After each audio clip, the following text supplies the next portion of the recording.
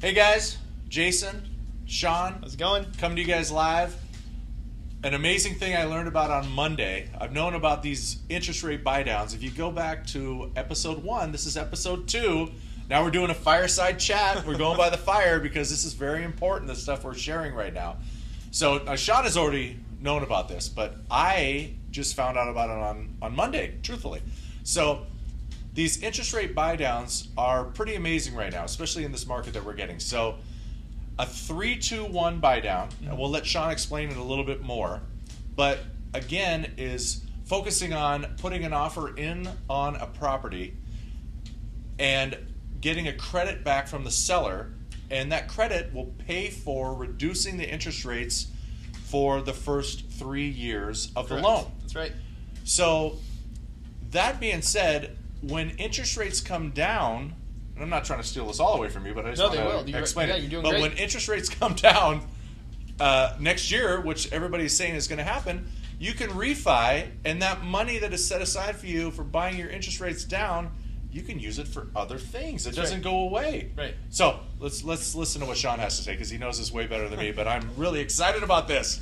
So basically, what happens? So the reason we love these programs right now is because I will say, know for a fact that rates will go down next year, and there will be opportunities to refinance. It doesn't mean every single person will be able to, right? But a large majority of people will be able to refinance.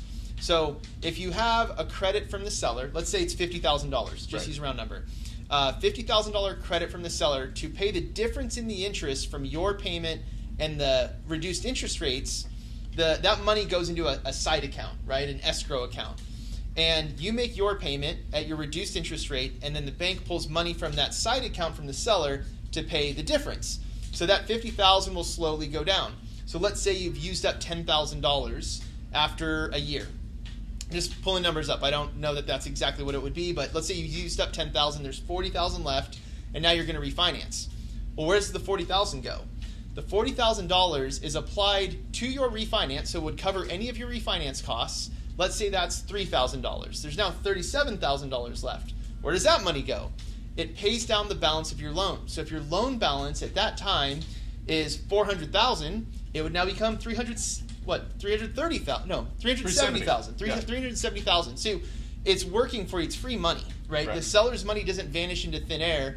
It's used to your benefit, whether it's to pay the interest difference or to reduce your loan balance when you go to refinance. You're not losing the money if you don't keep that loan for the first 3 years. Right. That's what's so cool about it. Which is amazing to me because I just assumed, which was dumb on my part, I guess, was that so you get this buy down, but interest rates go down next year and you refi, and then that money just goes away. Right. But it doesn't, because it's actually a service provider that is holding that money, like a title company. Well, the bank holds it. Well, the bank holds it. So it's a the mortgage servicing company. So that money doesn't disappear. No. It's something that can be used, and you can use it as a buyer, just like Sean's saying. It is an amazing thing to think about. I mean, it really is. And that's where another thing that we were talking about is what's going to happen in 2023. So if interest rates are going to go down, that means more buyers are going to come into the market.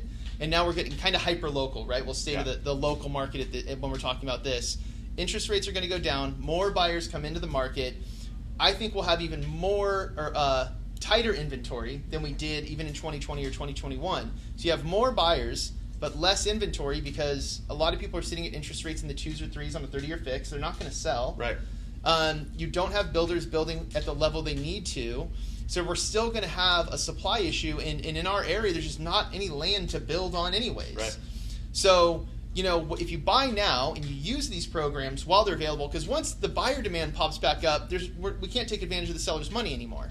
So what I love about this is it gets people into houses right now at a discount, and then you let everyone else compete for properties next year and the year after, and that's going to drive values back up, but you don't have to fight people for the house. I already got the house. Now I get the lower interest rate now that everyone's jumped back in, and now I get to take that pool of money that's just sitting there and pay down my loan. It's awesome. You're making a lot of sense. Dude, it's the best. You really are making a lot of sense.